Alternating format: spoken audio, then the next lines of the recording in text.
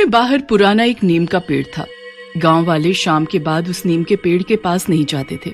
शाम के बाद उस नीम के पेड़ से अजीब अजीब सी डरावनी आवाजें आने लगती थी और जो भी कोई भूल से भी शाम के बाद उस नीम के पेड़ के पास जाता था, दूसरे दिन उस व्यक्ति की लाश नीम के पेड़ के नीचे मिलती थी।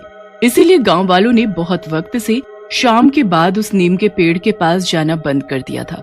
उस गांव में दो व्यक्ति आते हैं, रामू और राका। अबे यार रामू, अभी तो दोपहर के 4 ही बजे हैं और तेरे गांव में तो ना कोई तांगा है और ना कोई रिक्शा।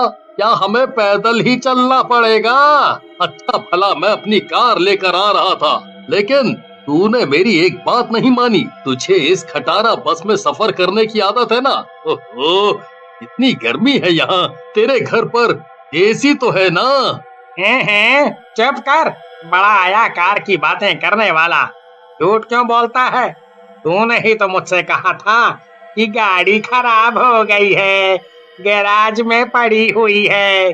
तुम शहर के लोग गांव में आकर पता नहीं क्यों इतनी लंबी लंबी फेंकते हो। बोल तो ऐसे रहा है जैसे कि 24 घंटे एसी में ही पड़ा रहता है।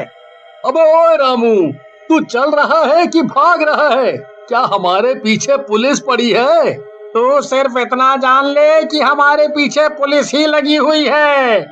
थोड़ी देर के बाद रामू काका के साथ अपने घर पर पहुंच गया और अपने घर की तरफ देखकर कहा, अरे आप आ गए जी, क्या क्या लेकर आए हो मेरे लिए? जो मैंने शहर से मेकअप का सामान मंगवाया था वो लेकर आए या नहीं?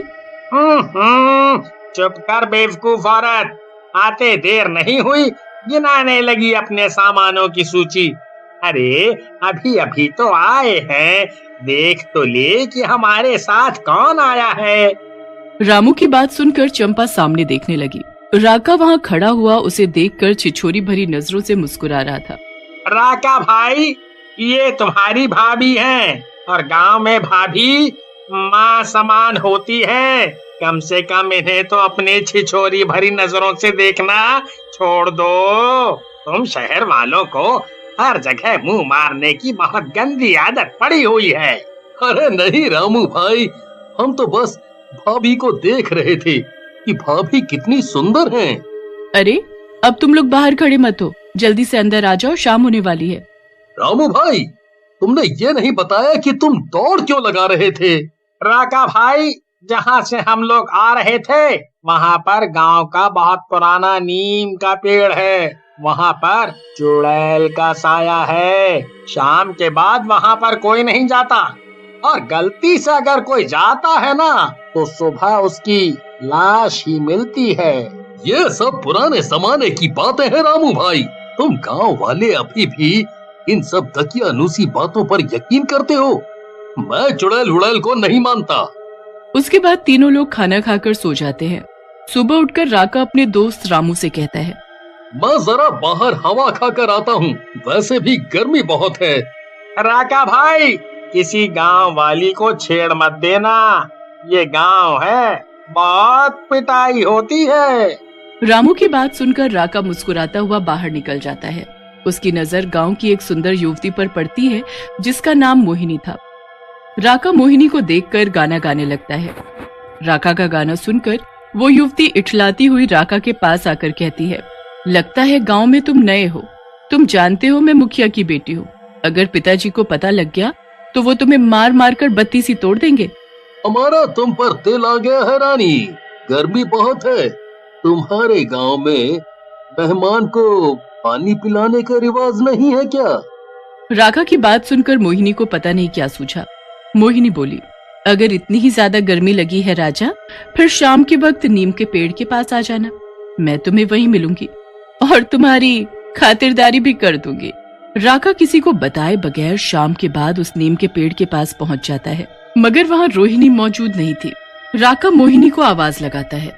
उस पेड़ पर एक चुड़ैल रहती थी जो सो रही थी। वो राका की आवाज सुनकर उठ जाती है। बरसों बाद इस पेड़ के नीचे कोई मुर्गा आया है। गांव वालों, तुमने मुझे बहुत भूखा रखा है, अब तुम लोगों की खैर नहीं। ये कहकर चुड़ैल नीचे उतरकर राका के सामने आ जाती है।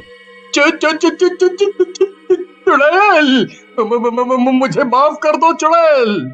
नहीं राजा, ऐसे ऐसे कैसे छोड़ दूं? देख, तेरी रानी तेरे सामने खड़ी है। मेरे गले लग जा और मुझे प्यार कर। राका भागने ही वाला था कि चुड़ैल उसे मारकर उसके शरीर पर कब्जा कर लेती है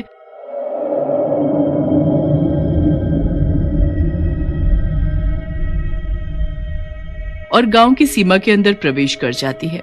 गांव में एक व्यक्ति रात में शराब पीकर अपने घर वापस लौट रहा होता है। पीले पीले पीले पीले पीले पीले शराबी पीले पीले। तभी चुड़ैल उसके सामने आ जाती है। वो भागने वाला होता है कि चुड़ैल उसे मार देती है और चुपचाप रामू के घर पर जाकर सो जाती है। दूसरे दिन गांव में हाहाकार मच जाता है। अरे मुखिया भाई, ये तो बिल्कुल वैसे ही मरा है जैसे नीम के पेड़ के नीचे मरते थे। यही तो मेरी समझ में नहीं आ रहा। कहीं ऐसा तो नहीं कि गांव के नीम की चुड़ैल गांव के अंदर आ गई हो? ऐसा कैसे हो सकता है? गांव का कोई भी व्यक्ति उस नीम के पेड़ के पास नहीं जाता। जरूर ये हत्या किसी गांव वाले ने ही की होगी। गांव में इसी तरह की हत्याएं होने लगी। चुड़ैल राका के शरीर के अंदर थी। रात के वक्त निकलकर गांव के ही व्यक्ति को शिकार बनाकर रोज मारने लगी।